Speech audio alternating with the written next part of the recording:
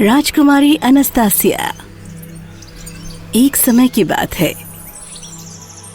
फेड्रिया नामक एक शक्तिशाली राज्य था जो अपने प्यारे राजा मार्कस का था। वो अपनी प्रजा से बहुत प्रेम करता था और हमेशा अपने राज्य के लोगों के जीवन को बेहतर बनाने के लिए सोचता रहता था। वो न केवल एक अच्छा राजा था बल्कि एक बड़ा ही प्यारा पति और पिता भी था। वो अपनी पत्नी और उनकी इकलौती संतान एनास्तासिया से प्रेम करता था, लेकिन उसका चालाक मुख्य सलाहकार फायरॉन अच्छे राजा को पसंद नहीं करता और धीरे धीरे उसने मंत्रियों और शूरवीरों को राजा के खिलाफ भड़काया। और फिर एक दिन उसने राजा और रानी को पकड़ लिया और आदेश दिया कि उन्हें यहाँ से ले जाया जाए और उन्हें जेल में बंद कर दिया। तुम विश्वासघाती गद्दार! मैं नया शासक हूँ, महान राजा फिरौन। एनास्तासिया भागो! राजकुमारी को पकड़ लो। पहरेदार राजकुमारी के पीछे दौड़े। उस समय वो केवल 5 वर्ष की थी, लेकिन आश्चर्य, राजकुमारी एकदम गायब हो गई हवा के झोंकों में। वो फायरॉन के पास वापस लौट आए, डरते हुए अपने एक राजा के पास। उन्होंने सोचा कि वो उससे झूठ बोलेंगे लड़की के बारे में। महाराज, जब राजकुमारी नदी पार करने की कोशिश कर रही थी तब वो पानी में डूब गईं। अच्छा, मार्कुसिस का इकलौता वारिस अब चला गया। एक राज्य अब मेरा है। केवल मेरा। और फिर कई सालों तक दुष्ट राजा फायरॉन राजा बना रहा। राज्य की प्रजा दुखी थी। वो दुखी थे उन बेकार के करों को जो उन पर थोप दिए गए थे। लेकिन राज्य के बाहरी किनारों में राजकुमारी एनास्तासिया मजबूत हो गई। बदला लेने के लिए वो अपनी शिक्षक से कराटे सीख रही थी। महान, आपका प्रशिक्षण पूरा हुआ। अब आप फ्रूगिया जाने के लिए तैयार हैं। धन्यवाद गुरुजी। फ्रूगिया के बाजार में एक सिपाही एक छोटी बच्ची को परेशान कर रहा था। इससे पहले कि वो देखता क्या हो रहा है, उसके चेहरे पर एक जोरदार मुक्का पड़ा और फिर वो लड़की वहाँ से भाग गई। ये राजकुमारी एनास्तासिया थी।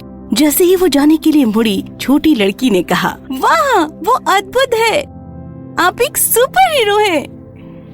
और इसके साथ ही एनास्तासिया रात में गायब हो गई। लेकिन छोटी लड़की ने कई और लोगों को इस नायक के बारे में बताया जो दुष्ट राजा को चुनौती देने के लिए बहुत साहसी है। जब भी वो कर सकती थी, उसने दुष्ट राजा के सैनिकों पर हमला करना जारी रखा और राज्य के लोगों ने सोचा कि आखिरकार उनके पास एक बचाने वाला आ गया। Super Asia. राजा के कानों तक भी खबर पहुंचने में देर नहीं लगी। ये सुपर एशिया कौन है और ये क्या चाहता है?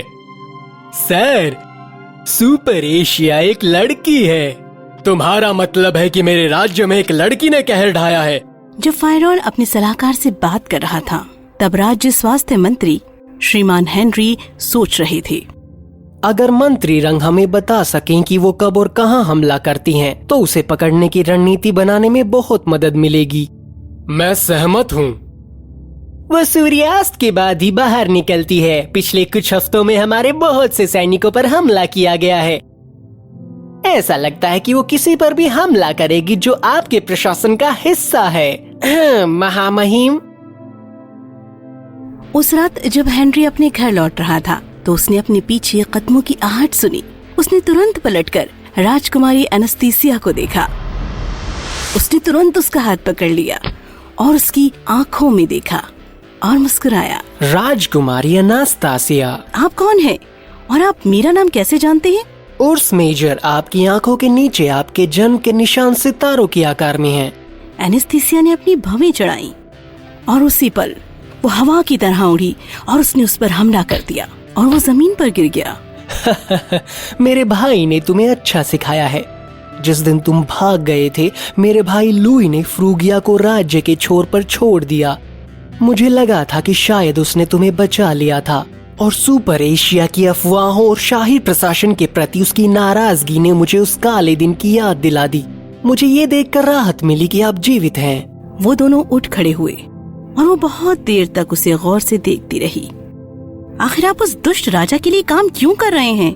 लुईस और मैंने किंग मार्कस और उसके परिवार की रक्षा करने की कसम खाई थी, लेकिन फिरौन ने बहुत सावधानी से सब कुछ योजना बनाई थी। जब राजा रानी को बंदी बना लिया गया था, मुझे विकल्प दिया गया कि या तो सेवा करें या फिर हमेशा के लिए जेल में डाल दिए जाएं।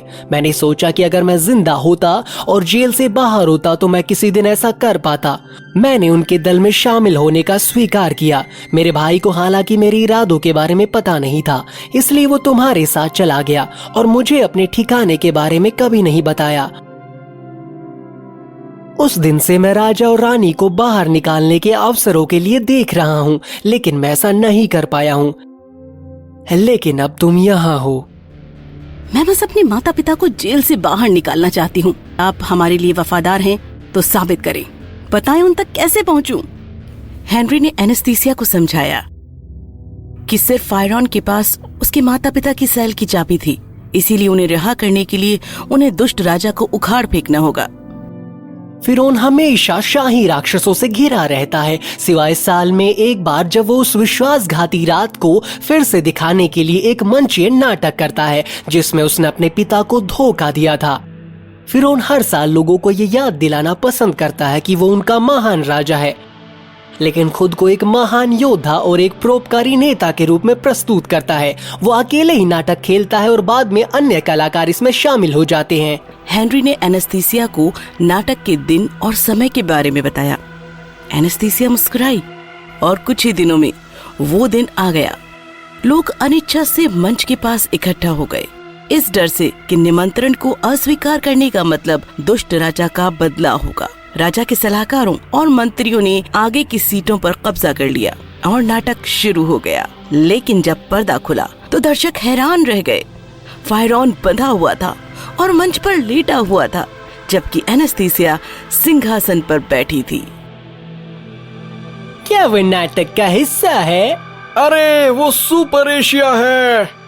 और फिर हेनरी सीट से उठे और स्टेज पर आकर बोले, ये बात है फिरौन के शासन का अंत। देवियों और सज्जनों, मैं आपको आपके लंबे समय से खोई हुई राजकुमारी पेश करता हूँ और सिंहासन के असली उत्तराधिकारी राजकुमारी अनास्तासिया। प्रजा खुशी से झूम उठी।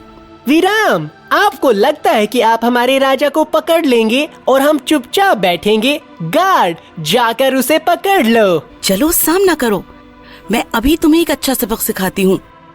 और जब यहाँ मंच पर नाच गाना चल रहा था, तभी मेरे माता पिता को जेल से मुक्ति मिल गई और अब तुम्हें सच्चे राजा के क्रोध का सामना करना होगा। हैं? क्या? गिरा दो अपने हथियार और उन्हें दूर करो। असहाय सैनिकों और मंत्रियों ने ठीक वैसा ही किया। एनेस्थीसिया ने सीटी बजाई। तुमने मुझे धोखा दिया। क्या ये बताना होगा आपने राज्य कैसे संभाला? मुझे पीछे जाना चाहिए था। मेरी गलती ये सोचना थी कि छोटी लड़की मेरा कोई नुकसान नहीं कर सकती। हाँ, वो तुम्हारी सबसे बड़ी भूल थी। और इस प्रकार फायरॉन और उसके आदमियों को जेल में डाल दिया गया। एनेस्थीसिया अपने माता पिता के साथ फिर से मिल गई और हेनरी अपने भाई के साथ फिर मिल गए और राज्य के लोग एक बार फिर रहने लगे खुश। कहानी खत्म हुई। If you enjoyed this story, please like and subscribe our channel and press the bell icon to get future updates. And don't forget to comment.